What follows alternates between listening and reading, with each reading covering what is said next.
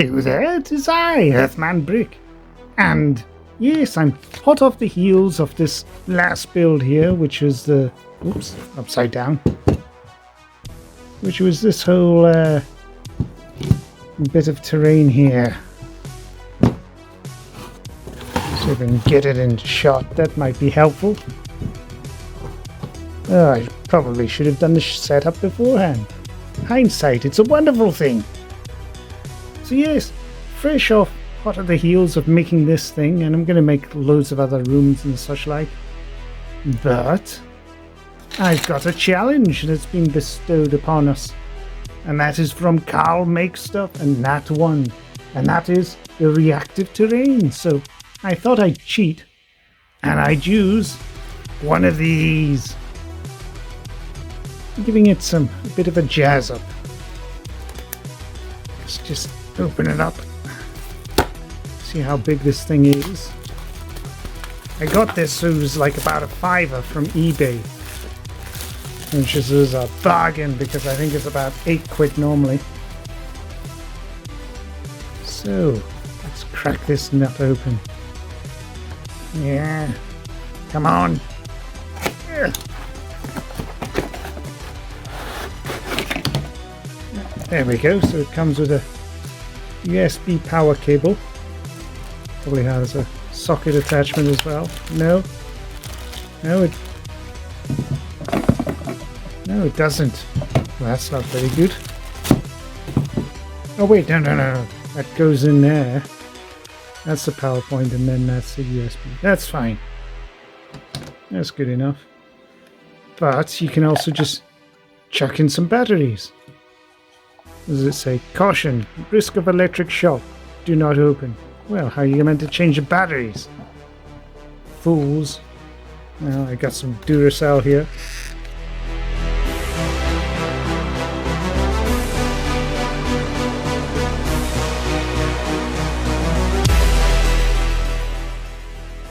Well, that's all the bits plugged in. And oh, it's already on there. On switch. Oh well, that's kind of a bit underwhelming. Now it's meant to have two modes. One is touch mode, which, I don't know, you can't really see much of it. Not unless I turn off the lights. So let's give that a shot. There's one. There's two. Now you can see it, but you can't see bugger all else.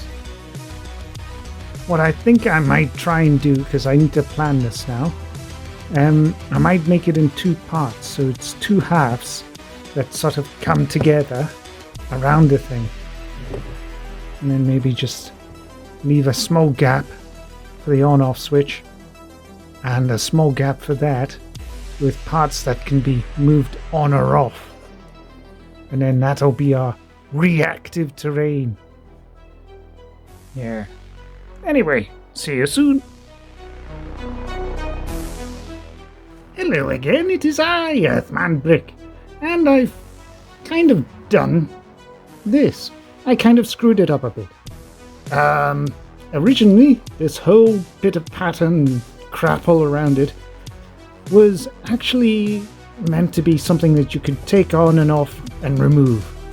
But what I did was I initially put a single bit of curved card all around the edge, and I did a test fit to see, oh yes, it's fitting quite nicely, and accidentally super glued it on. So I thought, oh well, fudge it, it's going to be bloody a mess anyway. So I just started gluing on panels and wires and all the rest of it, until we got it looking like this. And there's mosquito mesh, all sorts of oodles and canoodles. Excuse me while I destroy my own set.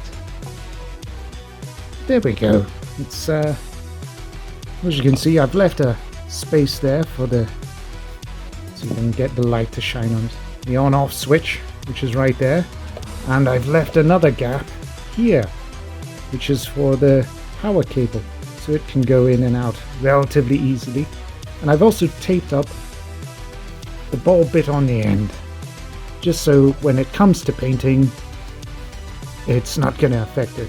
Now, when this is on the table, you obviously don't want the on-off switch to be that obvious, or this bit here. So, what I've done is I've created a little control panel. Now, I've done a separate video on these before, and that was the finished result right there. So, I'll bring it in a bit closer so you can see.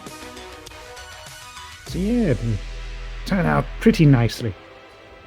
They kind of do the job, and I should be able to stack these. Oh, I should probably tell you about how I've made this one. So this one is mostly old bits of MDF sprue frame. The control panels mold that we made up, which you'll see more of in the video. I'm not going to go into too much detail here. And a whole bunch of copper wire. Old panels. And that'll sit comfortably there. Hide that. And that'll sit comfortably there. And hide that part. Whilst also adding on some detail. So it's great. You can quite easily access the on and off switch to turn it on and off. And so it becomes a bit of reactive terrain. Especially playing on the name Reactive, because it's a giant reactor. I don't know, it sounded better in my head. But yes, we'll be able to dazzle this up with all sorts of other things that we've made up, like these sci-fi crates, which are made from the cable tie feeds. Did a separate video on those, but to be honest, it's not worth watching because all it is just cable tie feeds glued one on top of the other. Pretty simple, easy stuff. Also done plenty of mechs and robots, which are pretty nasty looking. This one's got a little adorable saw blade, though this saw blade isn't as good as my usual one, so I might just rip that off and put on another one, but it's not posable, not like my other mechs. No, this one's glued all into position. But this is a good enough one that you might find on a giant shipwreck. I also got my Robo Crab, which was just a couple of bottle caps, cable ties for the feet there. Yeah, little rhinestones and other things. Watch the video if you want to see how it's all truly made up. What else have we got here? Oh yeah, the missile mech. Yeah, this one's a bit of an odd ball. Yeah, it looks a lot more claymation style than, Mech Warrior, that's for sure. But it should do as an easy kind of killable bot. And rather than being missiles, maybe it's sonic weaponry. I don't know. A theatre of the mind and all that. And here's one that's an absolute favourite. The Robo-Scorpion. Yes. Look at that. Obvious cable ties, but they blend in quite nicely. Lots of cable ties here for the individual limbs. Even got a nice looking triple eyes, which you can barely see because the lighting in here is so crap. Screw you, lighting. And I even have I don't know if the light's going to catch it. There we go. Little radiation symbol on its butt. Yeah, I enjoyed making the base as well. I think that's definitely something you should do with bases, is rather than do everything perfectly horizontal and vertical, do everything at a slight angle. It'll look a lot more dynamic. But anyway, yes. So I've got plenty of monsters already sorted out. Probably got enough to start up playing some, doing some role-playing games with the sci-fi terrain. And speaking of which, that's going to be the next EZD6 playset after the DM Scotty's Wasted World, of which I'll be making a few things for that as well, but this, I think it's going to go down quite nicely. But anyway, that's enough rambling. I'm going to get this painted and then I'll put it on the rotating display stand right here. And then I'll try and get the lighting right here so you can see the full effect of this thing glowing at the same time. So So bye for now. And here we go. This is it, the finale. So you can see it here. And we've got our two little, well, you can't see them, but they're control panels there. You'll see them better in a second once I put it on the rotating display stand, but I wanted you to see it in all its kind of glowing glory.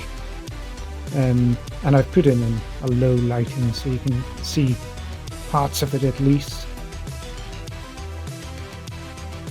Yeah, switches on and off easily enough. We've got access to the control there, and we've got a socket there for plugging it into the wall. Quite cool that it gives you that option. Because yeah, you don't want to rely on batteries for everything. But let me stick it on a rotating display stand.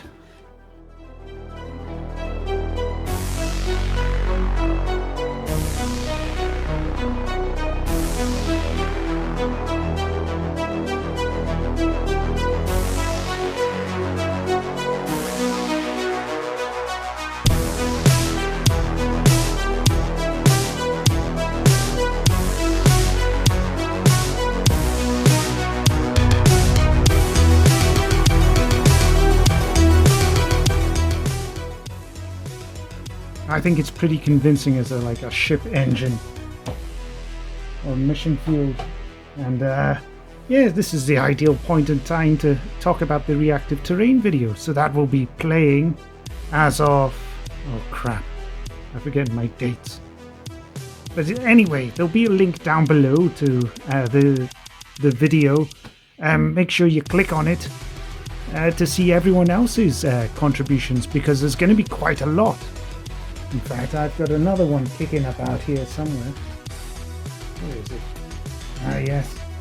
It's a bit of Necromunda terrain as well. This is a corpse grinder. I'll do a separate video at this at some point. It's not quite finished yet, though. You can see it's got all the slicing, dicey bits in there. Oh dear. Yeah, I'm going to make like a crane and things for this. Give it a bit more glitz and glamour. Quite happy with the paint job though, it's not too bad. But anyway, yes, so that's this done, and make sure you watch the Reactive Terrain Challenge video. That's with Nat1 Videos and Carl, I believe. I'm not sure if the what's his name? The Jim the Engineer, if he's going to be there or not. Be great if he was. I mean, he's always welcome. And yeah, they're going to have it done in such a way that people will be able to tune in and actually talk about their crafts, how they went about it, and how they did it all. But anyway, this isn't actually an original idea. I've actually stolen this. Sorry, not stolen. Recycled. That's what we do here.